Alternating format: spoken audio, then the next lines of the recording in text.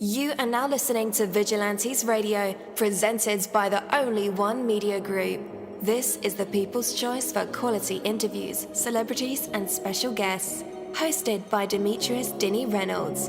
Call in to join the mix at 701-801-9813. For the complete archive of episodes, visit onlyonemediagroup.com and be sure to like us on Facebook at Vigilantes Radio.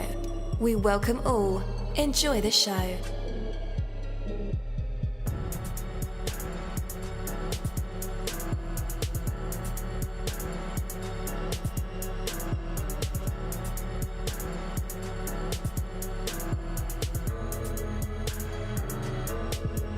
Ladies and gentlemen, please welcome your host, Demetrius Houdini Black Reynolds. Enjoy the show. Hey, what is going on, guys? Again, welcome to VRL, that's Vigilantes Radio Live, and my name is Dini. We have another special guest for you guys, so you definitely want to stick around for that. And as a matter of fact, text your buddies, text your family members, or even share it on social media right now, and let them know that we are about to dive deep into another interview. Before I bring my guest on, I do want to say there are stunning possibilities. There is much to fear, and also there is vastly more for which to be thankful. How could we even know fear unless there was some frame of reference against which to view it? The innate goodness of life and all creation is overwhelming. I mean, just go outside every day. There's a brand new painting each day. And, that extends from the smallest particle of matter out to the most distant galaxies. The good and valuable things we take for granted in just a single hour's time could not be fully comprehended even after 1,000 years of study.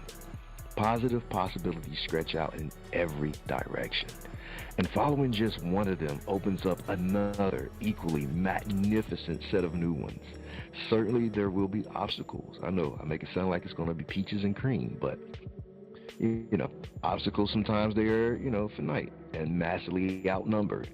Against such a bright and shiny background, the problems and difficulties themselves become opportunities for even further blessings. Indeed, those problems ultimately serve to strengthen and to deepen our appreciation for the best of who we are and what we could be.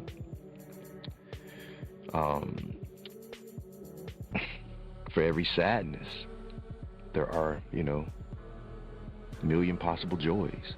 Look closely, lovingly, gratefully at the stunning possibilities in every moment and open yourself up to the best of them. Take that from me, Coach Dini. That is my word. Are you ready?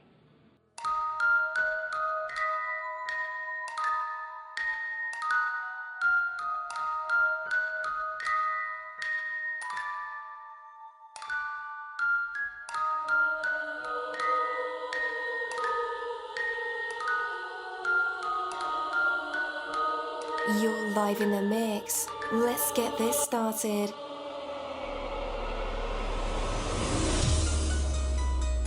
All right. Again, welcome to the show. You're listening to VRL, that's Vigilantes Radio Live, right here on iHeartRadio, and I am your host, Dini. Our interviews are designed to go beyond music, news, books, art, acting, films, technology, education, entrepreneurship, entertainment, and sometimes even past that thing that we call the ego. Our interviews are designed to go behind the scenes and into the minds of these incredible human beings. The ones who are out there giving it their all for me, for you, and for the world.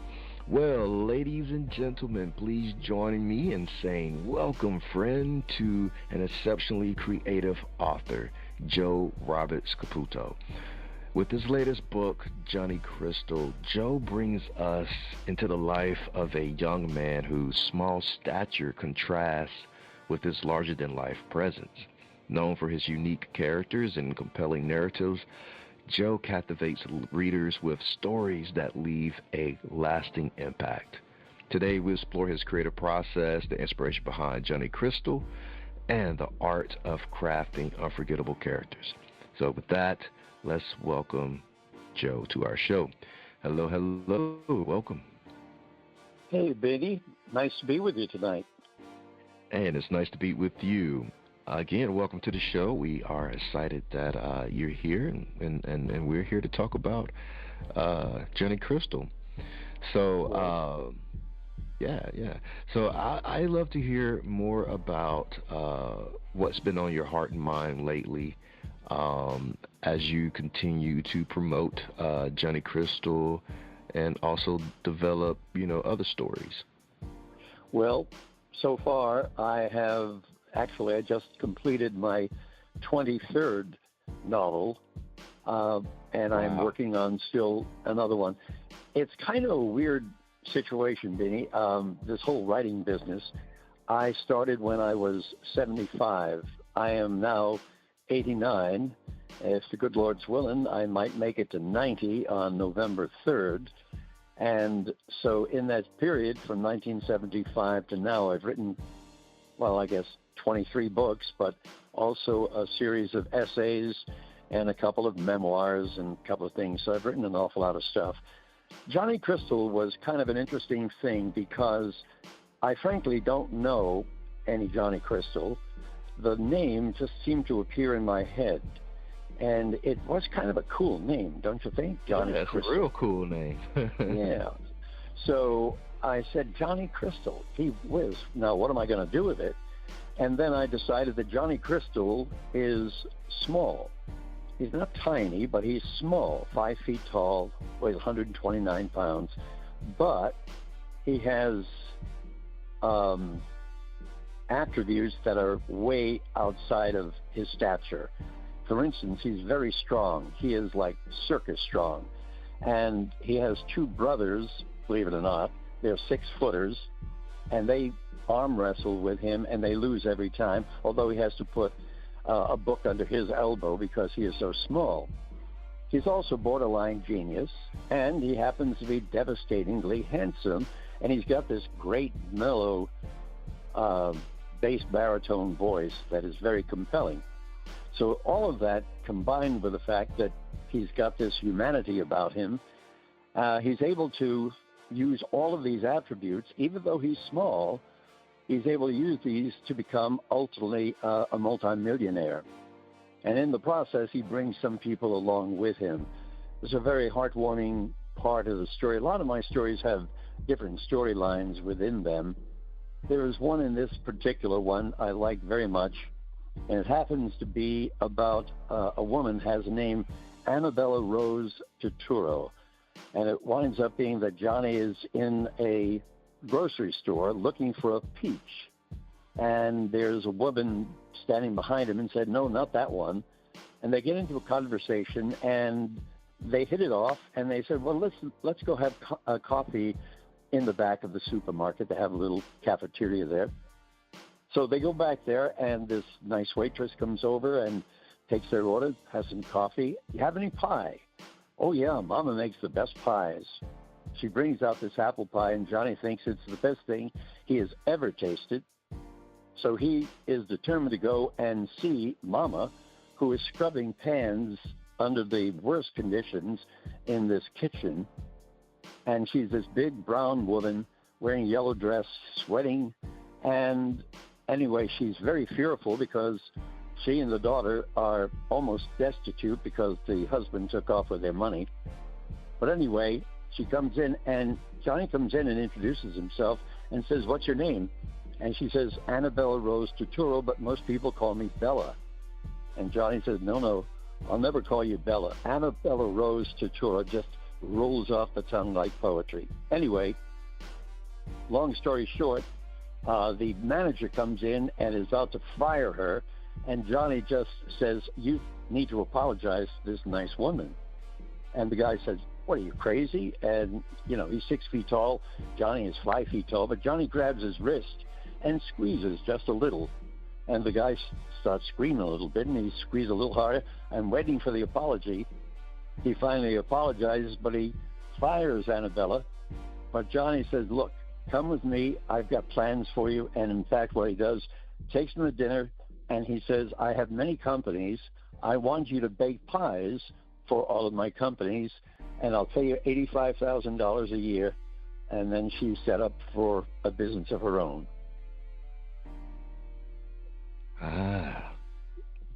Okay. Johnny has a lot of incredible attributes, that he's working to his benefit. What inspired you to create a character like Johnny Crystal? It's hard to tell. The whole writing process is one that I have not been able to really figure out. I don't have a structure to it. I don't have an outline. I simply sit down and I start writing, and it's almost stream of conscious, and the dialogue and the characters seem to tell their own story. Once I name them, describe them, they sort of take over, and it sounds simple, and it really is, and I haven't still been able to figure it out after 23 novels, but it always seems to work, and I'm very pleased with it. Of course, the caveat is in the eye of the beholder. If people read it and they say, well, this is crap, well, that may be, but I write for myself, actually. I don't write for anybody else. As a matter of fact, when I first started writing, I didn't let anybody read my stuff because I really didn't care what they thought about it. I wrote just because I liked the process. And then my kids said, Dad, we ought to have something to, show people and read ourselves. So I self-published the books and wasn't really terribly interested in marketing them or anything like that until recently, when people started taking an interest in them. But basically, it's just a process of putting a title on the page and then just letting your mind go. Yeah, I like that. I think a lot of things would be more enjoyable if people would just, create it for the sake of just creating. You have to get it out of you, and some people believe that, you should show the world your gifts, the gifts God gave you. But me, I feel that way sometimes, but I also feel like as long as you get it out of you, you know, maybe someone may find it, 30 years or 50 years from now and say, oh, wow, this guy was, they want to know more about your life at that point. Whether you're here or gone, it's still something that you left behind in the world to be enjoyed. It's a legacy of sorts, of course. The thing is, though, John, Vinny, the thing is that I've been asked before, about aspiring writers getting into it. I'm not so sure I'm the best guy to ask about that, but I would say this: don't get into writing for the money, because it's a losing proposition unless you are really, really good and you really want to dedicate your entire life to it. But get into the writing because you enjoy the process. And believe me, more people ought to try their hand at writing. They're going to be very, very surprised. I suggest that what they do is simply get either a computer or a sheet of paper and just put some words down. The words are really immaterial. Start putting some words down, and believe it or not, you'll find that words will follow. It may not make a whole lot of sense at the beginning, but all of a sudden, your mind will start linking ideas and words, and you'll start creating some stuff that might surprise you. Yeah. It might surprise you. What surprised you the most? What surprises me is how I would be able to get an idea out of nowhere. For instance, but Johnny Crystal was an example, okay? But the other example is I was, just lounging around, and all of a sudden the number 1758 came into my mind. 1758 means nothing to me. I have nothing, doesn't relate to anything. However, I said 1758. Now, I didn't do anything by way of a book set in a foreign land. Most of mine are, in the States. But I said 1758. How about what would have happened if there was an orphan boy in Cologne, Germany? I visited the cathedral there one time. I said, suppose there was an orphan boy that was dropped off at the Cologne Cathedral in 1758 in the dead of winter in Germany. And he went to, and the mother put him there because that was one of the few warm spots in the entire country, except for the castle, because there was not very much firewood. The peasants were very poor. But there was one guy that was feeding a furnace, and the furnace was directly below an organ that was built, and they wanted that fire to keep the organ supple. And the organ itself was kind of a magic organ. Of course, it would have to be I've got castles and I've got kings and queens, so I created a magic organ. And the way the organ came about was there's this itinerant musician who came to the cathedral and threw himself on the altar because his mother was deathly sick, and he begged God for a miracle.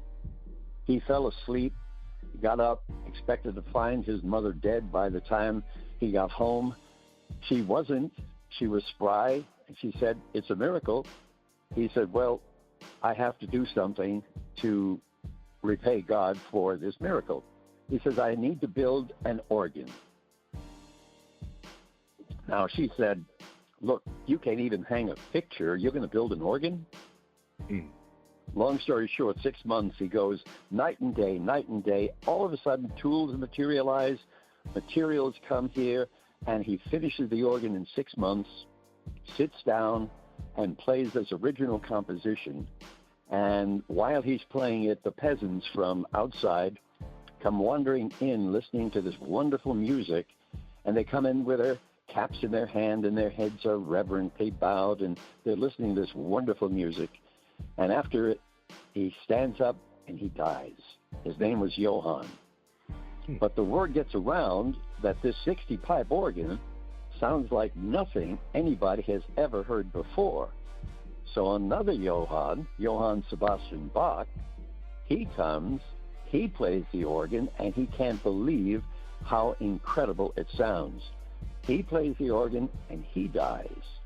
But this orphan boy, who has never had a lesson, suddenly is in sync with this organ, and they are so in tune that he's able to create compositions in his head on the spot. And they cause a sensation, and the Queen of Germany takes a liking to him, and he goes to the castle, and they're buddies, and it's kind of a happy story that way. Oh, wow.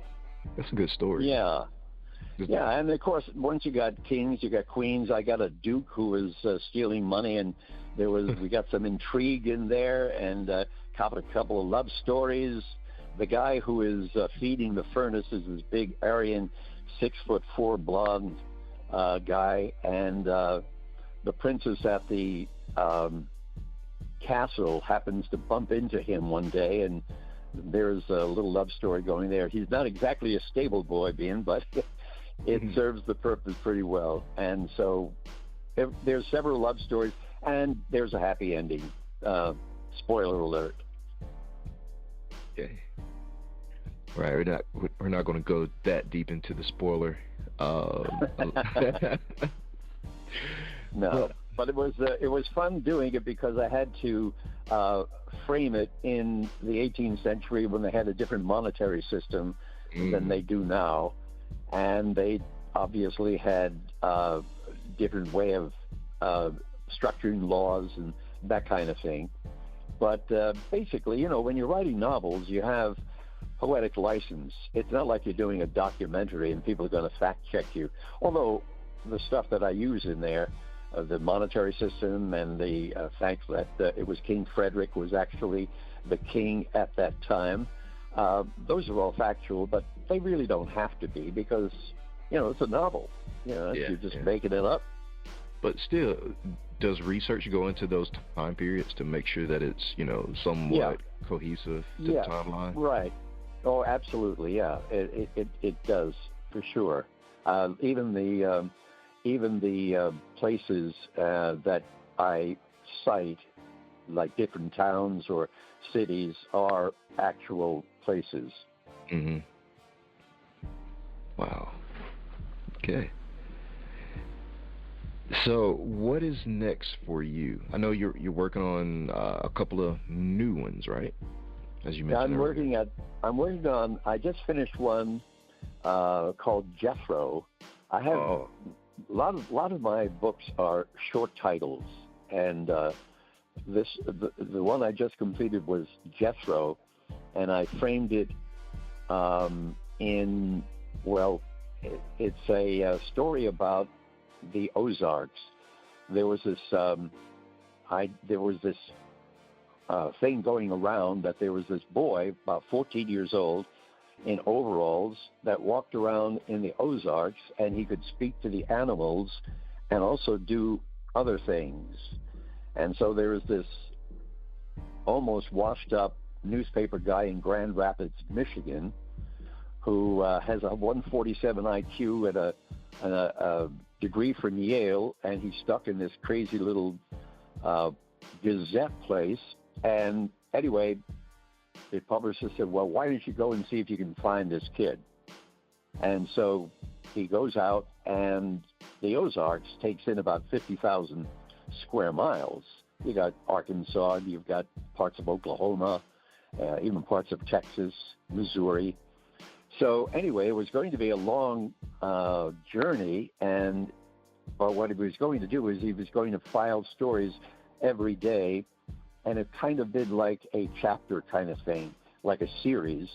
And lo and behold, the floundering newspaper started getting more and more people who said, wow, I want to hear what's going on. Finally, they find out that the name of the boy is Jethro. And Jethro walks around with this huge gray wolf, and it's a monster, but it walks around with this boy. And but the boy can disappear, and the wolf can disappear in the blink of an eye. So there's this little supernatural thing going on, a little paranormal stuff, to where they find out there's more than one Jethro, and the Jethros are the keepers of the animals in the Ozarks. Ooh. So that's the way they frame themselves, but they also have some weird powers that it won't go into right now, but suffice it to say that this guy winds up being a intermediary with the Jethros and is able to facilitate making the Ozarks, or the people in the Ozarks who are desperately poor, enabled to raise funds for them, and so that puts them in good stead with Jethro. But the story I'm writing now is a thing called Dante, and it's about a boy who has the ability to calm people simply by being close to them. I don't know how it's going to go because I only started it a couple of days ago, but it should be interesting. All right. Is there a reason that you use single titles or single word titles? No, not really. The one about the 1758 is The Boy Who Painted Rainbows, so that's kind of a long title. But a lot of my stories, like Old Soul and Forever Young and that kind of thing, they're kind of short titles. One other thing that I think is kind of interesting, and something that some people might want to try, and this is something that I start my day by writing 2 one-page essays, and I call them personifications. And what they are is I give a personality to an inanimate object. Like, if a pebble could speak, what do you think it would say? There was a leaf on the tree. This is what started me off. I noticed in the last winter, there was this one withered leaf hanging on for dear life. The winds are blowing in December, and this thing is hanging on. And I'm saying to myself, gee, what is that leaf you think is thinking about? Of course, it can't be thinking, but suppose he could think. And he's thinking back to the days when he was young and strong and green and there were thousands of his brothers and sisters on this huge tree, providing shade for people underneath and also shelter for birds and stuff. And he was strong, and it was wonderful. Now all of his brothers and sisters are gone. He's the only one left. And he too knows that he is going to eventually go. And I love the tagline was, yes, he is going to let go, but not today. And that's what started me off. And now I'm writing about lollipops and shish kebab and honor and courage and anything you can think of. And I slanted from the standpoint of this thing telling its own story. There's an interesting I wrote one about sand. And I started out saying, first, let's get this straight. I am not dirt. That's how sand starts. So he had a little chip on his shoulders. Yeah, I'll say. But that's kind of fun. And that's a volume. It's called Suppose. It's on Amazon. And there are about 300 essays in there. I've written another 200. So they add up every day. But they're so much fun to write. It takes me like 15 minutes to write each one. But they're not terribly profound, but they're fun to write. And sometimes there's a little jibe in there, and it kind of works for me anyway. Yeah, absolutely. Well, Joe, where can our listeners check you out on the internet?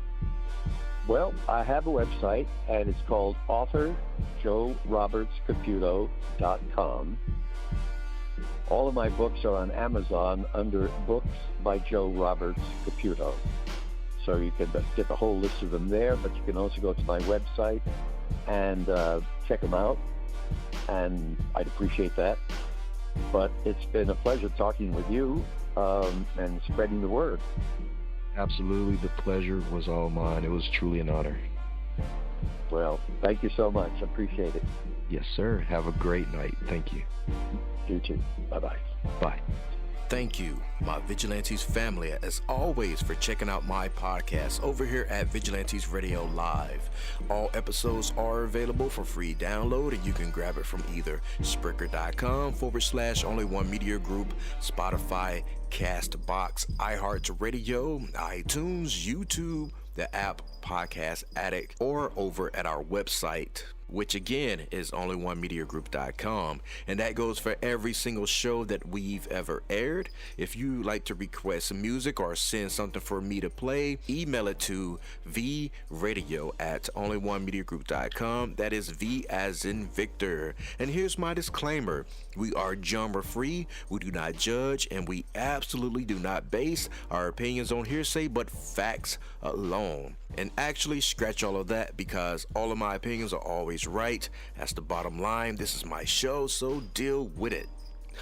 Just kidding. On behalf of myself, Denny, I appreciate all you guys for tuning in, either afterwards or live with us. Spread the word, because sharing is caring. We stepped up our game just for you guys and our guests to make sure that you have the best experience here on our show. Be sure to connect with me on Facebook, Twitter, Instagram, Tumblr, Snapchat, TikTok, at all social media sites, as well as Spreaker, YouTube. We always follow back. Okay, well, just remember to put yourself into everything that you do and never stop investing in yourself. Peace, love, grilled cheese, and talk with you later.